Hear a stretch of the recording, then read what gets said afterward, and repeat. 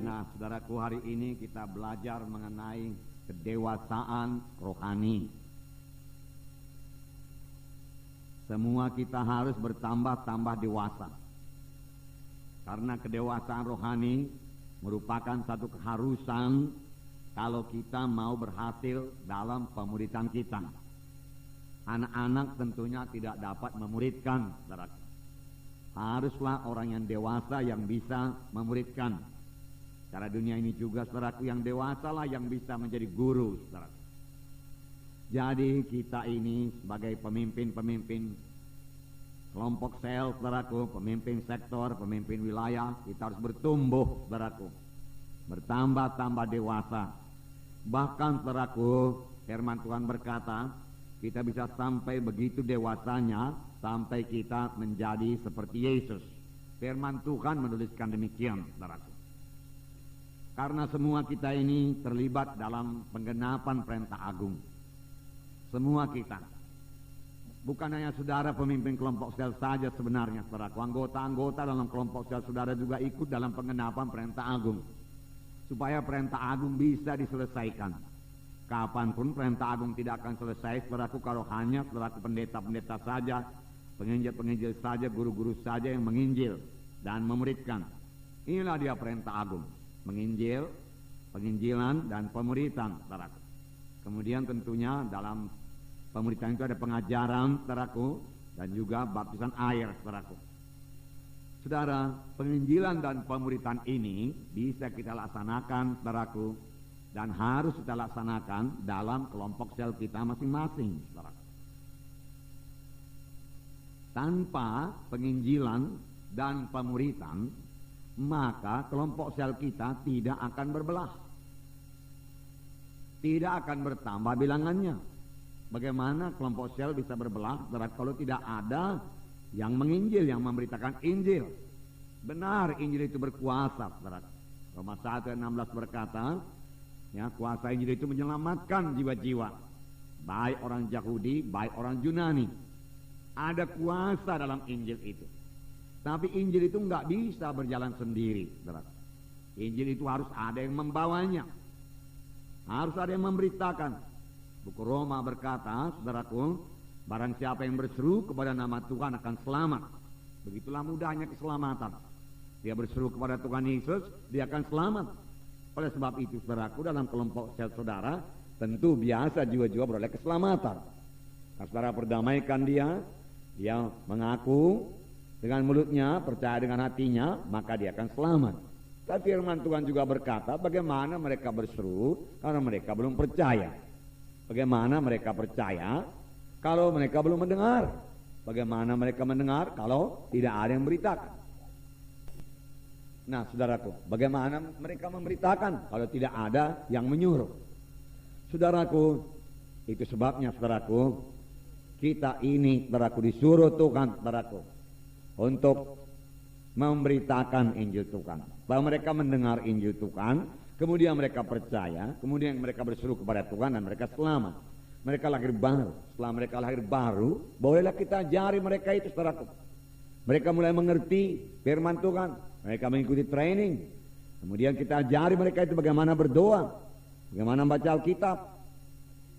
Nah, itu sudah termasuk pemuritan, saudaraku. Pemuritan. Nah, dan ini bisa kita laksanakan. Bisa. Mengapa tidak, saudaraku? Roh Kudus memimpinkan kita. Roh Kudus mengajari kita, saudaraku. Roh Kudus menyanggupkan kita. Roh Kudus sudah diberikan kepada kita. Firman Tuhan berkata, kamu akan beroleh kuasa. Saudara beroleh kuasa. Bukan kuasa manusia. Bukan kuasa dari dunia ini. Kuasa dari sorga. Apabila Roh Kudus turun ke atas kamu. Dan kamu akan menjadi saksi bagiku di Yerusalem, Judea, Samaria, sehingga sampai ke ujung bumi. Kuasa, Roh Kudus itu kuasa, dan sudah saudara terima. Marilah saudaraku bergantung sepenuhnya kepada kuasa Roh Kudus, saudara, yang menyanggupkan saudara untuk menjadi saksi. Bergeraklah, saudaraku. 2 minggu ini kita berbicara mengenai Laskar Kristus. Sebagai pahlawan mereka berlari. Nyatalah, saudaraku, bahwa Laskar Kristus itu berani. Ya, tidak takut.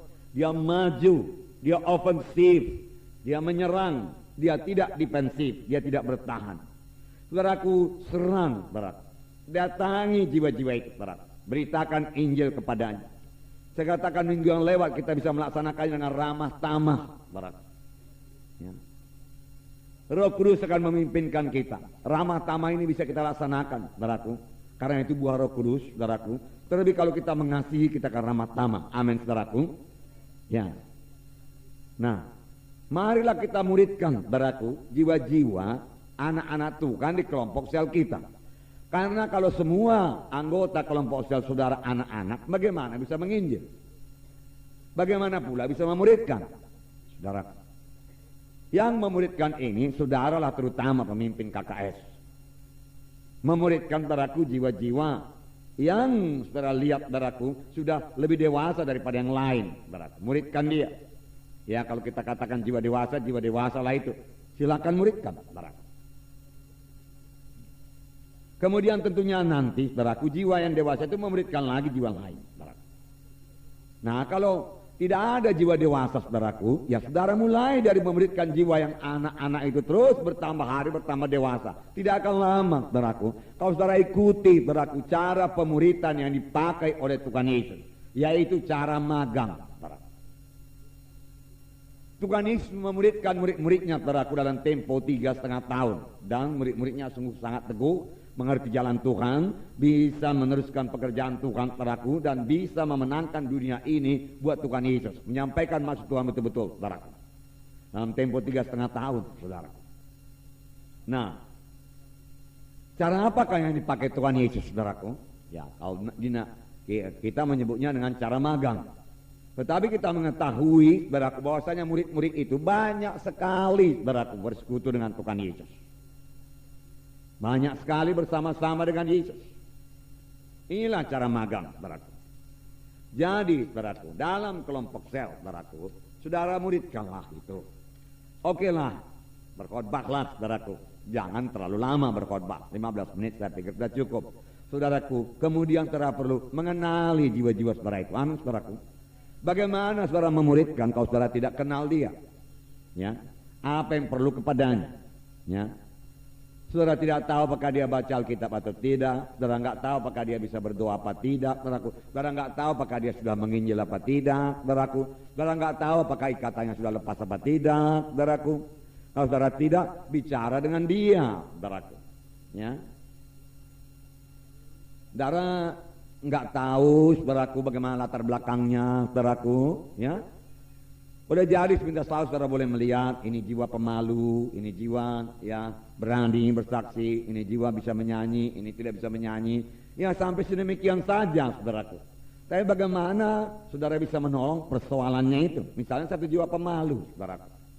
Kalau saudara tidak bicara kepada dia, saudaraku, bagaimana saudara bisa mengatasinya itu, saudaraku? Ya. Kalau yang sakit oke lah, siapa yang sakit saudara berkata diangkat tangan, dan saudara boleh berdoa, saudara. Tetapi ada yang sakit rohani lah kita katakan, saudara. Ya, dia nggak berani bicara di depan orang ramai, saudara. Ya, banyak yang demikian, diantaranya saya, saudara. Ya, dahulu maksud saya, saudara. Jadi walaupun dia tidak berani bicara di muka orang banyak sekarang ini, dengan pelayanan saudara, dengan pemuridan saudara laksanakan kepadanya, dia bisa berubah. Amin, saudaraku. Dia bisa berubah. Tapi kalau saudara perlu berkata-kata dengan dia, saudaraku. Saudara kan perlu jumpa dengan dia. Kalau khotbah terus menerus, saudaraku. Hari Minggu khotbah, saudaraku. Kalau di gereja kita ada 9 kali khotbah pada hari Minggu. Tidak ada yang kurang dari 1 jam, saudaraku. Tetapi sekarang, saudaraku, saya minta kepada saudara, karena di sini saya tidak mungkin, saudaraku, ya bicara kepada saudara satu persatu. Tapi dalam kelompok sel bisa.